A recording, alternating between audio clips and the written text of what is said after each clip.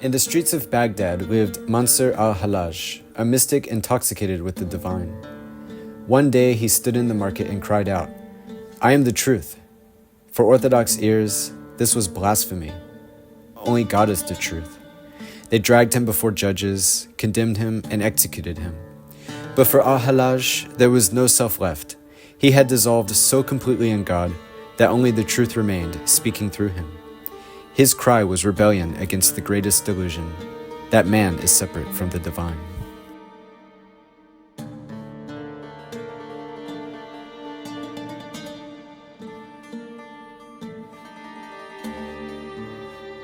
Why is it that the wisest among us so often appear to be mad?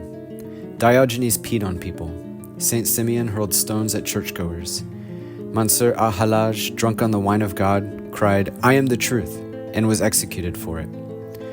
What is it about wisdom that drives the world to mistake it for folly? Perhaps it's because wisdom is free, and freedom looks terrifying to the imprisoned. The mystic, after all, is not a normal human being. Their mind shed itself of identity, of social rules, of the endless stories we tell ourselves. They stand naked in the truth. No mask, no persona, no ambition. The sage has no answer when asked about future plans or dreams, because they live outside the future, as they also live outside the past.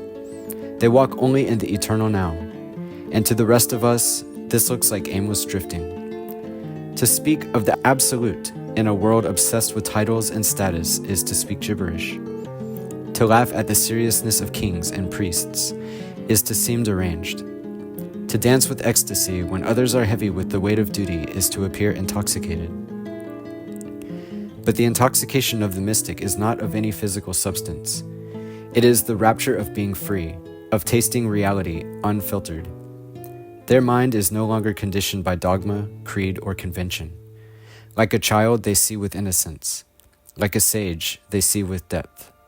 And so they laugh while we cry, wonder while we plan, and rejoice while we despair. It is no wonder that wisdom so often wears the mask of madness. For when the veil is torn away, the world is revealed as both utterly absurd, yet utterly divine. The enlightened mind is not trapped in concepts. It does not cling to judgments, labels, or ideas of right and wrong. Bodhidharma, Huangpo, and countless sages point to this, a freedom beyond thought, beyond intellect, beyond even the senses. Ordinary perception divides the world into categories, good and bad, success and failure, sacred and profane. But the awakened mind sees with a naked awareness, untouched by these divisions. When conditioning falls away, the sage no longer bends to social norms or the shifting winds of opinion. They cannot be bought or manipulated, because they are no longer seeking anything. They rest in their own being, a being that is whole, complete, and beyond time. This freedom, however, often looks like madness. For the mystic absorbed in the nonlinear, social rules may dissolve, and what seems scandalous to society may in fact be perfectly aligned with the Tao. Ikkyu, the wild Zen monk, shocked his peers by drinking wine and visiting brothels. When others condemned him, he simply replied, "Where can I go to escape the Buddha's law? Even here, the way is present." The sage has no fixed identity. Even their name is seen as a passing illusion, just another cloud before the sun of ultimate reality. They are free from politics, from ambition, from all the games of the ego. No longer driven by desire, they walk in peace. To the rational mind, this state seems irrational. It is not below reason, but beyond it. A realm of experience that cannot be dissected, only lived. Like love, like beauty, like art, the nonlinear wisdom of the sage is supra-reasonable, and so it appears as madness to the world. Enlightenment is intoxicating. Not only enlightenment, but the practices themselves. Breathwork, meditation, visualization, prayer, ritual, each one generates bliss, lifting the soul higher. Plato spoke of the four ecstasies, one found in the mysteries and spiritual practice itself. Another he called the ecstasy of lovers, the highest ecstasy. Here, the lovers are God and the devotee. Love leads to union. Union leads to ecstasy. The mystic who has united with the divine is intoxicated with that union. Sufi masters sang of this love, their poems brimming with wine and fire. Christian saints, too, were enraptured in God's presence. Saint Teresa, Saint Francis, Master Eckhart, each radiant, each undone.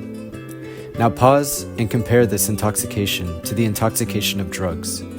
A drunkard stumbles, laughing without care, forgetting the weight of the world. The saint, too, is beyond cares and worries, not from wine, but from ecstatic union with God. So abundant in his joy that even those around him are carried into its stream. Thus saints are called mad, for their wildness, their dancing in the streets, their cries of truth, that sound like heresy to the uninitiated. Wisdom is freedom, but freedom rarely looks normal. The sage does not follow rules blindly, does not chase status, does not cling to life or fear death. So to the world, they appear mad, but their madness is not chaos. It is the deep order of the truth, beyond reason, beyond convention, yet closer to truth than any logic could reach. So perhaps the real madness is not in the sage who laughs, but in the crowd who cannot see why.